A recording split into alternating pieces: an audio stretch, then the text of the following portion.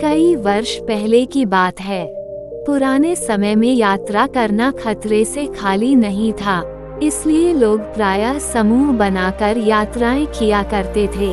इन समूहों को काफिले कहा जाता था। जनसंख्या सीमित होने के कारण रास्ते प्रायः सुनसान होते थे।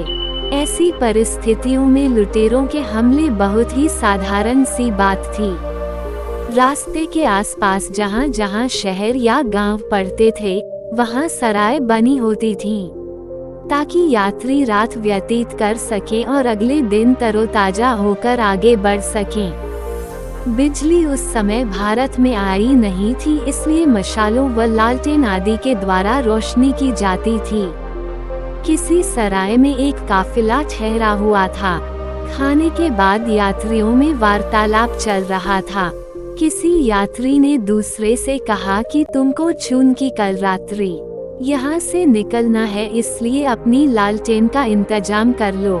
दूसरे यात्री ने लापरवाही से कहा कि शायद तुम्हें पता नहीं कि मेरे साथ वाले यात्री को भी कल रात्रि को ही यहाँ से निकलना है और उसके पास लालटेन है। उसके पास जो लालटेन है वही मेरे लिए भी काफी है। उसके पीछे पीछे चलता रहूंगा। बेवजह क्यों एक और सामान बढ़ाऊं? पहले ही मेरे पास काफी सामान है। तर्क चूंकि सही तौर पर प्रभाव रखता था, इसलिए कोई कठिनाई नहीं हुई और पहला यात्री खामोश हो गया। अगली रात्रि दोनों यात्री सराय से निकले। आगे आगे लालटेन वाला यात्री चल रहा था, दूसरा यात्री उसके पीछे था। लालटेन की रोशनी काफी थी, इसलिए कोई दिक्कत नहीं थी। थोड़ी दूर तक दोनों की राहें समान थी, इसलिए दोनों का साथ बना रहा। परंतु थोड़ी देर बाद अगला यात्री दूसरी राह पर मुड़ गया। पिछले यात्री की मंजिल उस तरफ थी ही नहीं, उसे दूसरे रास्ते जाना था। पहला यात्री अपनी यात्रा पर आगे बढ़ता रहा, परंतु दूसरे यात्री को वापस सराय में लौट आना पड़ा। उसने वापस आकर अपने लिए लालटेन का इंतजाम किया, तब आगे बढ़ पाया।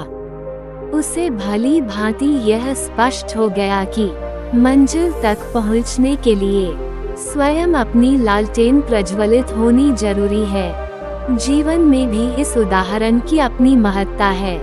संसार के अज्ञान रूपी अंधकार में निष्कलंक अपनी मंजिल तक पहुंचने के लिए स्वयं अपनी विवेक की लालटेन को ब्रह्मज्ञान द्वारा प्रज्वलित करना जरूरी है।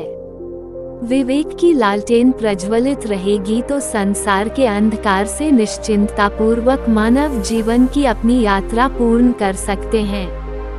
मानव की जीवन यात्रा भी ऐसी ही है कि किसी और की लालटेन से काम नहीं चलता। स्वयं अपनी लालटेन को प्रदीप्त करना होता है। यदि कोई कहे कि मेरे पिताजी, दादाजी या कोई पूर्वज ब्रह्मज्ञानी भक्त थे, तो उनके ब्रह्मज्ञान द्वारा जागृत विवेक के सहारे मेरी अपनी जीवन यात्रा पूरी हो जाएगी, तो उसकी यह धारणा भ्रम मात्र है। स्वयं अपना विवेक जागृत करने के लिए स्वयं को ही ब्रह्मवेता सद्गुरु के श्री चरणों में आना होगा और अपनी जीवन यात्रा को सफलता पूर्वक तय करने का उपाय ब्रह्मज्ञान जानना होगा।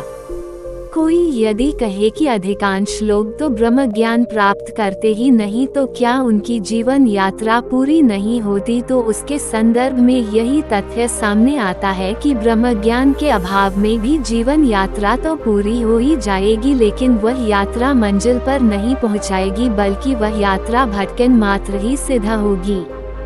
महात्मा बुद्ध ने भी कहा है, अपो दीपो भव, अर्थात अपना दीपक स्वयं बनो।